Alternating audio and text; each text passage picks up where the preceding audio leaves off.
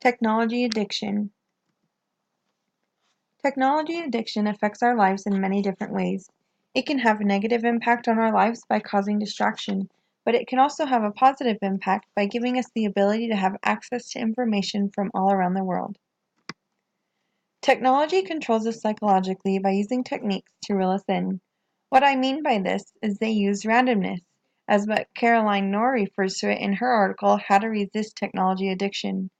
Knorr says randomness is something social networks use by placing random status updates, which then keeps us searching endlessly for our prize, such as who friended us, who liked our posts, and who updated their status.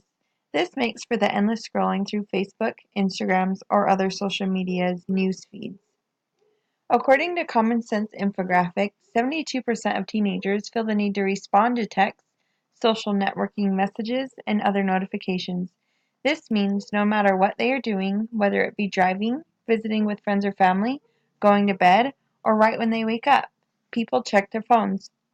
On the same infographic, 56% of parents admit they check their mobile devices while driving.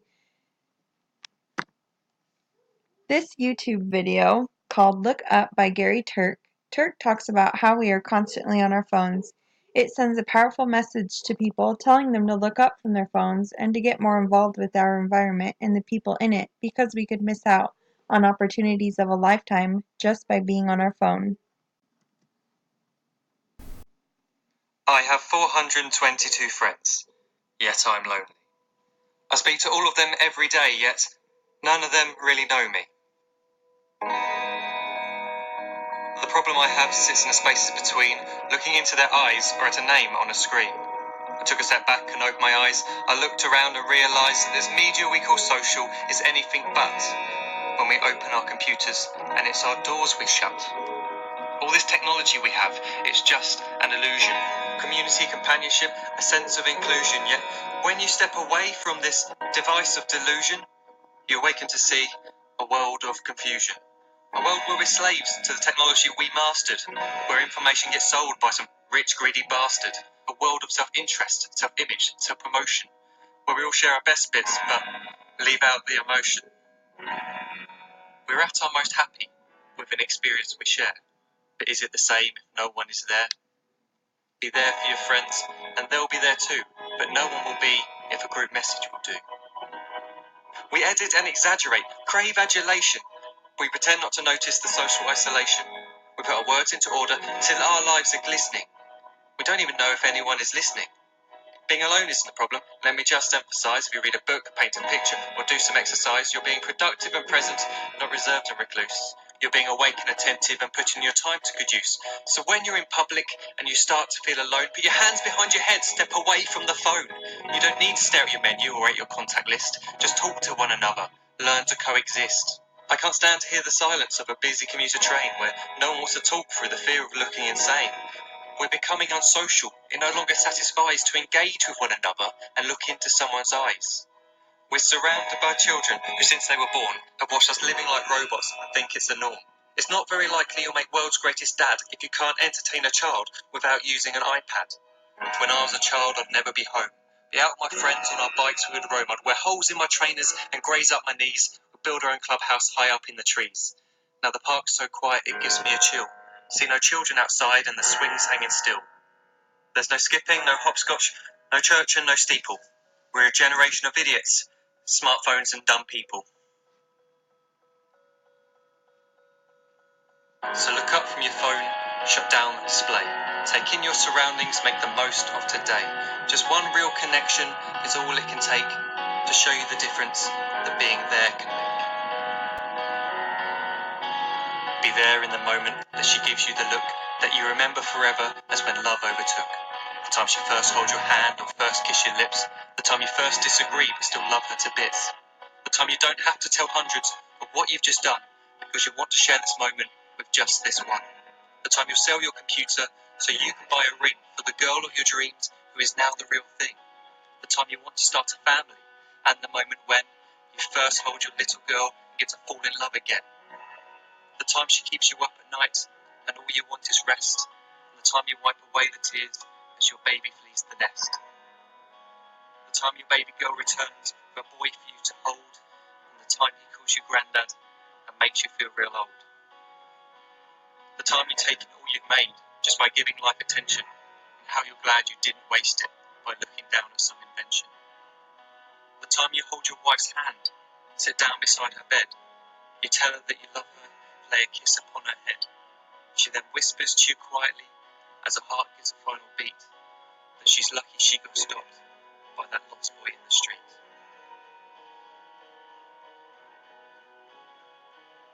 But none of these times ever happened.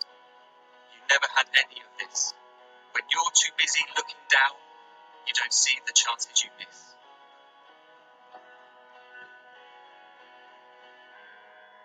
So look up from your phone, shut down those displays. We have a finite existence, a set number of days. Don't waste your life getting caught in the net, as when the end comes, nothing's worse than regret. I'm guilty too of being part of this machine, this digital world we are heard but not seen, where we type as we talk and we read as we chat, where we spend hours together without making eye contact. So don't give in to a life where you follow the hype. Give people your love, don't give them your like. Disconnect from the need to be heard and defined. Go out into the world, leave distractions behind. Look up from your phone, shut down that display. Stop watching this video, live life the real way.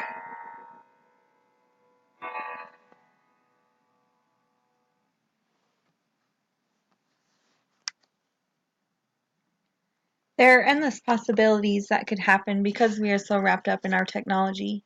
There was a child abduction experiment done on this father who was too busy on his phone and wasn't paying attention to his child while they were at the park.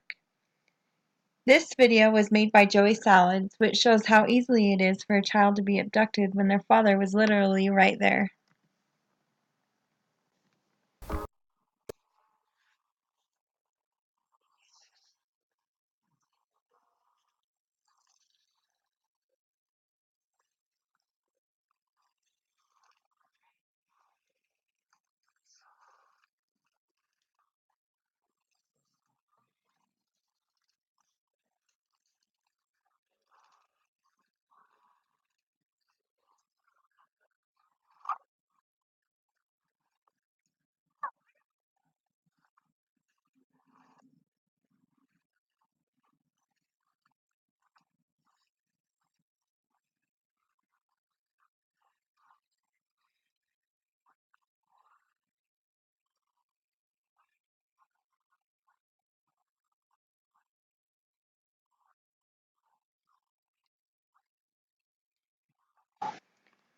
It's sad to see how long it took that father to realize that his child was gone because he was on his phone. On the positive note of technology addiction, people are able to stay up to date on the latest political news because those who are glued to their phones or cameras are closely watching candidates, such as when the presidential election is going on. People can keep a close eye on that candidate. In Zach Cutler's article, Four Ways Technology Has Impacted Presidential Elections, Cutler talks about how candidates have to watch what they do and say because the public is watching them. He says, candidates now need to live under the assumption there is always someone with a smartphone, camera, microphone, or other recording device capturing their actions to share with the world. This may impact the way that they act, making it so they act in their best behavior. Depending on how you want to look at it, this could be a good or a bad outcome. Technology addiction also helps to expand one's knowledge. Someone could use it to learn a new language for online schooling, researching different cultures, and many other web searching possibilities. Romana French said in her article, Positive Effects of Internet users can access international libraries, museums, and schools for a wide range of information, thus expanding their knowledge base. As discussed, technology addiction has its advantages and disadvantages.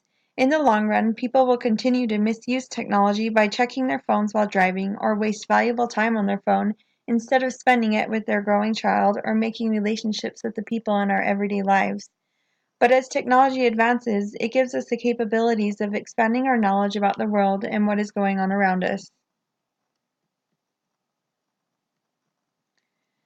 Question number 1. According to Caroline Knorr, what does randomness mean? A. Something social networks use by placing random status updates. B. Lacking organization. C. Something odd. A. Something social networks use by placing random status updates. Question number 2. What percentage of teens said they felt the need to check their cell phone when they received a notification? 72%.